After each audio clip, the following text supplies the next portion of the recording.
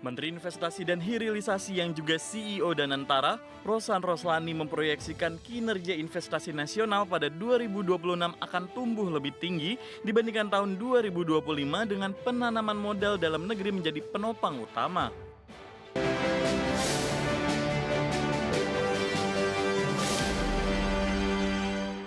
Menteri Investasi dan Hilirisasi Rosan Roslani memproyeksikan kinerja investasi nasional pada tahun ini akan tumbuh lebih tinggi dibandingkan 2025 dengan penanaman modal dalam negeri menjadi penopang utama. Menteri Investasi dan Hilirisasi yang juga CEO Danantara, Rosan Roslani memproyeksikan kinerja investasi nasional pada 2026 akan tumbuh lebih tinggi dibandingkan tahun 2025 dengan penanaman modal dalam negeri menjadi penopang utama. Alasan ini disebutkan Rosan lantaran adanya peran Danantara yang akan berinvestasi di berbagai sektor strategis, mulai dari sektor hilirisasi, industri kimia, kesehatan, pengelolaan bandara, hingga sektor pengelolaan sampah menjadi energi atau waste to energy. Rosan mencontohkan, dalam proyek pengelolaan sampah menjadi energi, kepemilikan Danantara disebut hanya sekitar 30%, sementara sisanya melibatkan investor asing dan investor dalam negeri di luar Danantara. Di tahun 2026 atau tahun ini, pertumbuhan dalam negeri akan meningkat lebih tinggi lagi. Karena kenapa?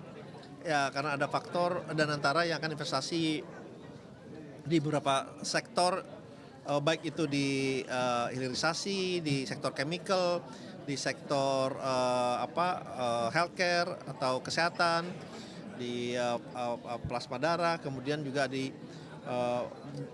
beberapa sektor lainnya gitu ya. Jadi kalau belum lagi nanti yaitu yang waste to energy kan juga masuk tuh, pengelolaan sampah sudah mulai berjalan, proses biddingnya sudah berjalan dan kita melihat di bulan Maret itu akan mulai konstruksi awal. Jadi saya yakini sekali bahwa memang akan kenaikan di dalam negerinya terutama karena faktor Danantara itu akan cukup signifikan. Rosan optimis era awal dari Danantara mampu mengerek investor lain, khususnya investor dalam negeri maupun asing. Jakarta, Adi Firmansyah, IDX Channel. Menteri Pekerjaan Umum Dodi Hanggodo menyebut seluruh jalan dan jembatan nasional di daerah bencana Sumatera telah bisa beroperasi dengan fungsional. Sehingga dengan tersambungnya seluruh jalan dan jembatan nasional, tidak ada lagi kawasan kabupaten maupun kota yang terisolasi.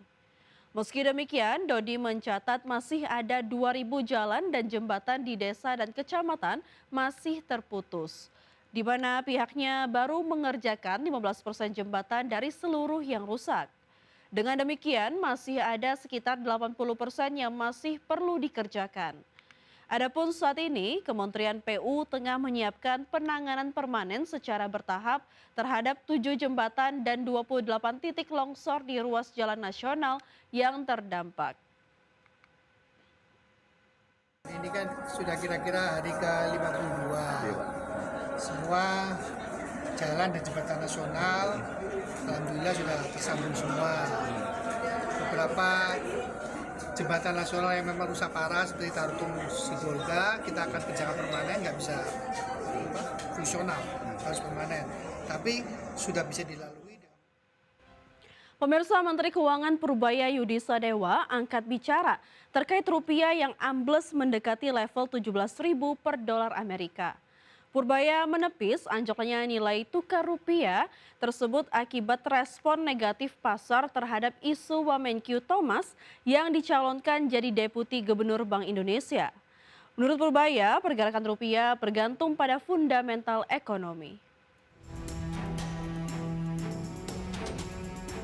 Menteri Keuangan Purbaya Yudi Sadewa angkat bicara terkait nilai mata uang Garuda yang nyaris menyentuh 17.000 per dolar Amerika Serikat. Adapun nilai tukar rupiah pada pembukaan perdagangan Selasa bergerak melemah 30 poin atau 0,18% menjadi 16.985 per dolar Amerika Serikat dari sebelumnya 16.955 per dolar Amerika Serikat. Menkyu Purbaya optimis nilai tukar rupiah akan segera berbalik menguat lantaran fundamental ekonomi Indonesia masih terjaga dengan baik. Ketahanan tersebut tercermin dari kinerja pasar keuangan domestik, khususnya pasar saham yang menunjukkan tren positif di tengah dinamika global. di mana indeks harga saham gabungan yang pada Senin sore ditutup mencetak rekor all-time high di level 9.133. Purbaya meyakini pencapaian tersebut tidak terlepas dari masuknya aliran dana asing.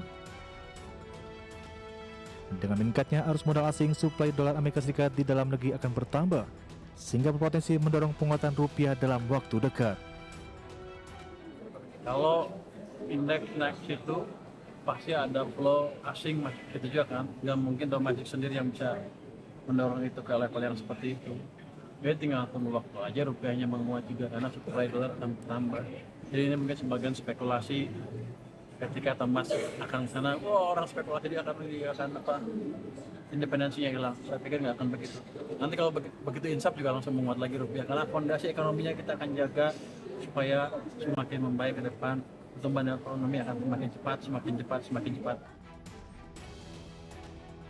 Purbaya juga menepis anggapan bahwa pelemahan rupiah dipicu masuknya Wakil Menteri Keuangan Thomas Jiwandono sebagai calon Deputi Gubernur Bank Indonesia. Purbaya menegaskan masuknya Thomas ke BI dipastikan tidak akan mengganggu independensi Bank Sentral. Dari Jakarta, Raharjo Patmo, Tim Liputan ID Action. Kita ke informasi pertama pemirsa.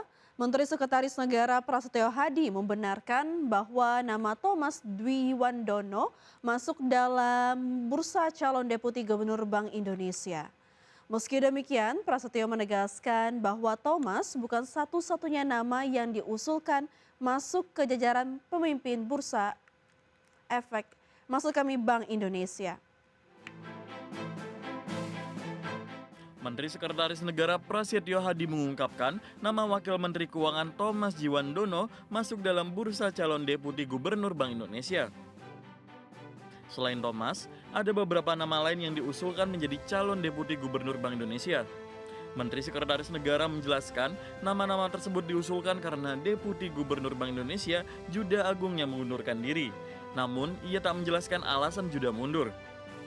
Berkenaan dengan Deputi Gubernur Bank Indonesia itu bermula dari adanya surat pengunduran diri dari salah satu Deputi Gubernur yang kemudian sesuai dengan ketentuan dan peraturan yang berlaku, maka kemudian harus dilanjutkan dengan proses mengisi jabatan yang ditinggalkan.